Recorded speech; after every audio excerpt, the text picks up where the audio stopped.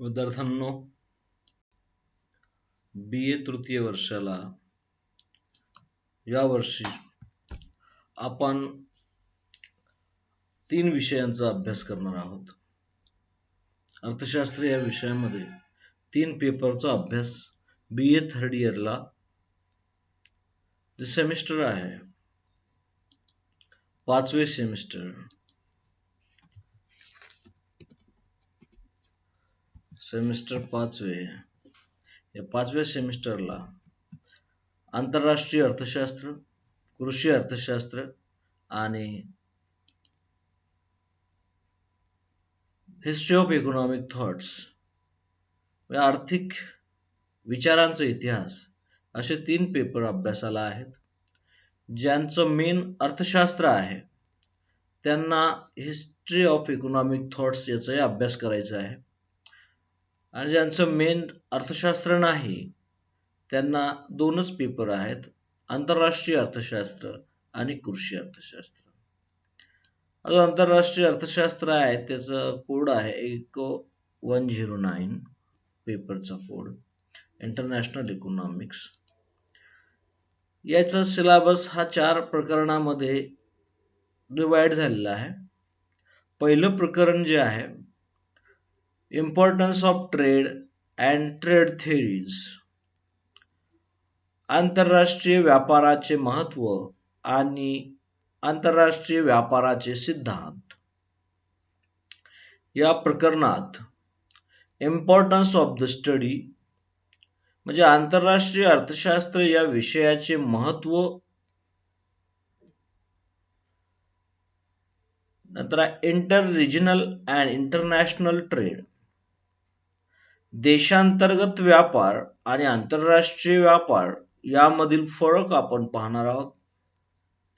Theories of absolute advantage, आंतरराष्ट्रीय व्यापाराचा निरपेक्ष लाभ सिद्धांत, आंतरराष्ट्रीय व्यापाराचा निरपेक्ष लाभ सिद्धांत जो ॲडम स्मिथ यांनी मांडलेला आहे, त्या सिद्धांताचा अभ्यास या ठिकाणी आपण करणार आहोत.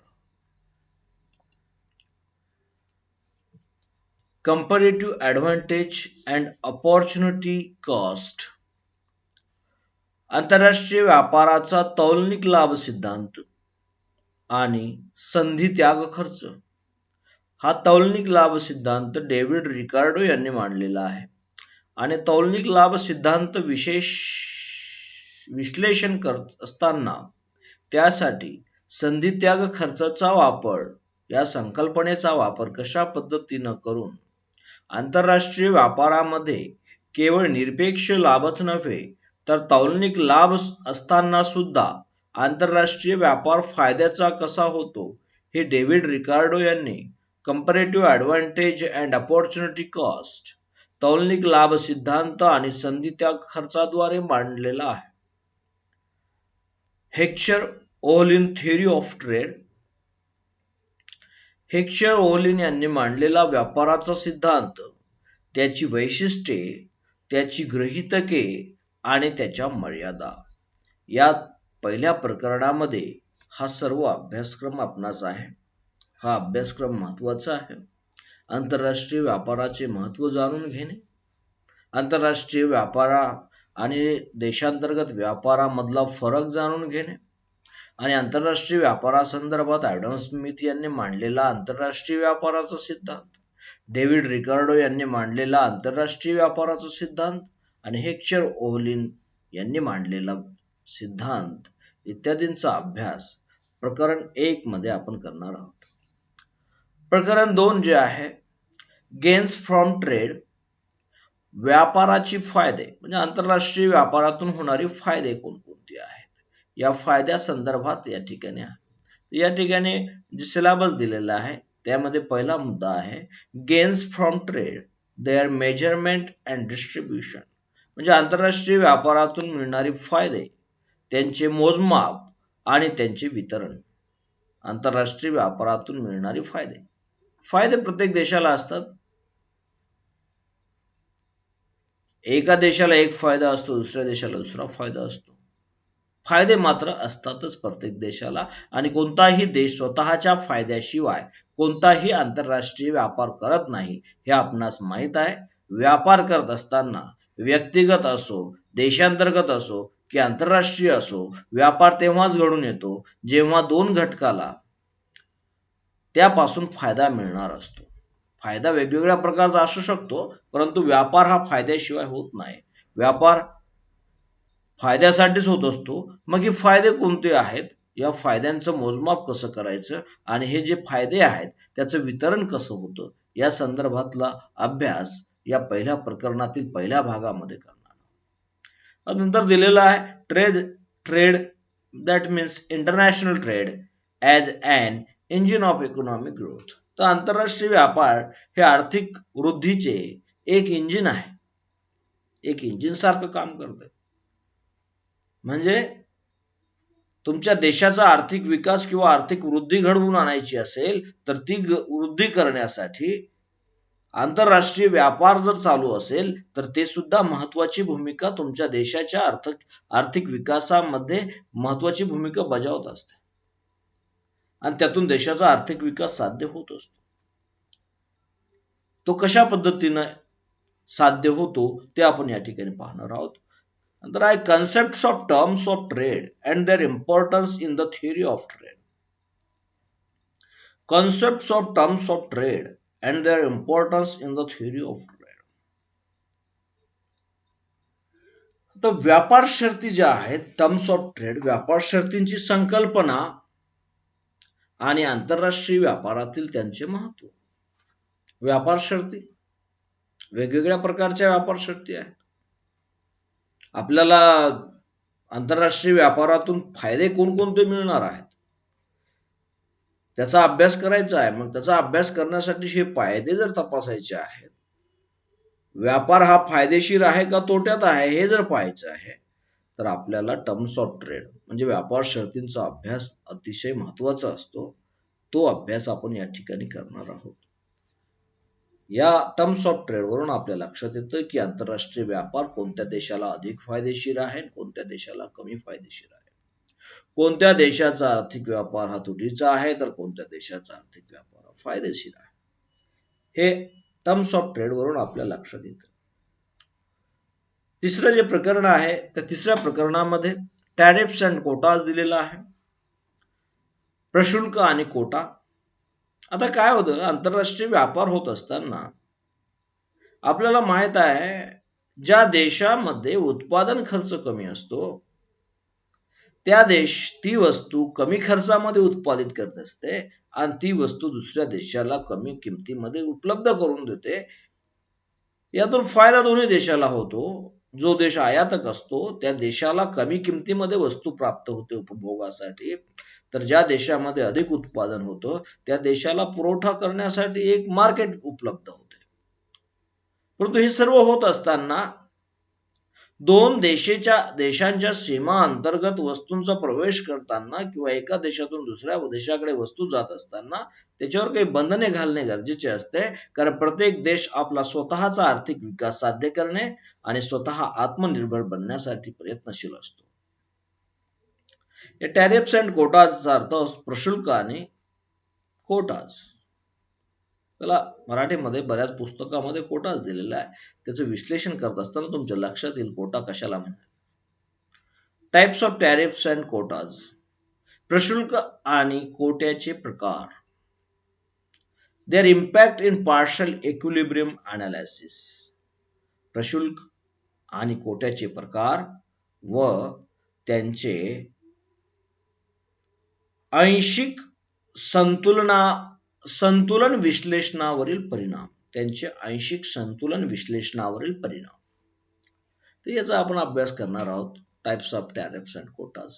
सर्वात अगोदर प्रशुल्क कशाला म्हणतात, कोटा कशाला म्हणतात, प्रशुल्काचे काय फायदे आहेत, प्रशुल्काचे काय तोटे आहेत, का आकारला जातो प्रशुल्क आणि कोटाच का आकारला जातो. तर सर एक लक्षात ठेवायचं, हे प्रशुल्क आणि कोटा जे आहेत ते आंतरराष्ट्रीय व्यापारावर बंधने घालण्यासाठी तयार केलेले आहेत. यातून बरेच फायदे असतात प्रत्येक देशाला, काही देशाला तोटे असतात. आणि टॅरिफ्स आणि कोटाचे फक्त काय आयातीवरच असतात असे नव्हे, तर हे आयातीवरही असतात, काही वस्तूंच्या निर्यातीवर सुद्धा असतात. अशा बऱ्याच वस्तू आपणास सापडतील की निर्यात होणाऱ्या वस्तूवर सुद्धा टॅरिफ प्रशुल्क आकारला जातो, कोटा सुद्धा आकारला जातो.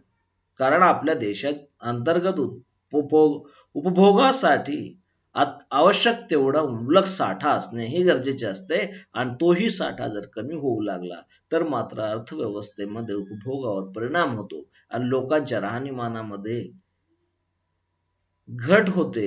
ते होऊ नये म्हणून निर्यातीवर सुद्धा प्रशुल्क आणि कोटा आकारला जातो. प्रामुख्याने जे कृषी उत्पादनं आहेत, ही कृषी उत्पादनाच्या निर्यातीला कोटा आकारला जातो. तर जी अत्यावश्यक गरजेची वस्तू आहेत, उत्पादने आहेत किंवा जी कोर इंडस्ट्रीज आहेत, उदाहरणार्थ सिमेंट आहे, स्टील आहे, अशा उत्पादनांच्या निर्यात जेव्हा केली जाते, त्या निर्यातीवर टॅरिफ आकारण्याचा प्रयत्न बऱ्याच वेळेस सरकारने केलेला आपणास दिसून येतो.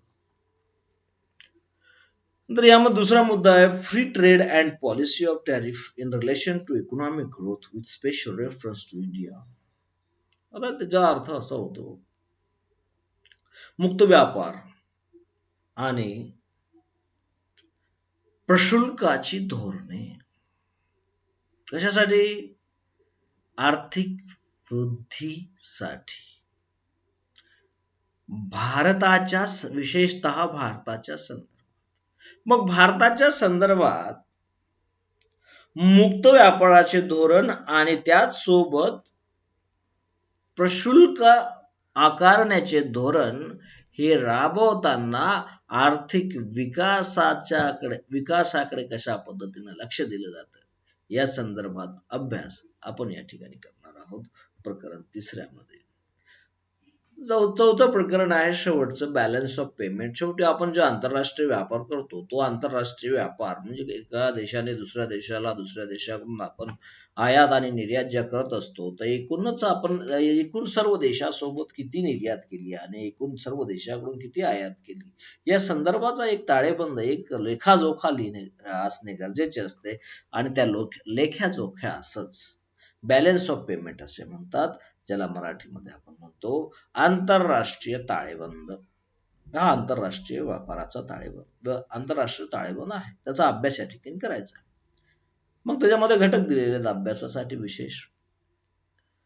आंतरराष्ट्रीय concept and components of balance of payments, आंतरराष्ट्रीय ताळेबंदाचे संकल्पना आणि त्याचे घटक. Equilibrium and disequilibrium in balance of payments. आता जो आंतरराष्ट्रीय ताळेबंद असतो तो कधी संतुलित असतो, कधी असंतुलित असतो. मग संतुलित केव्हा असतो?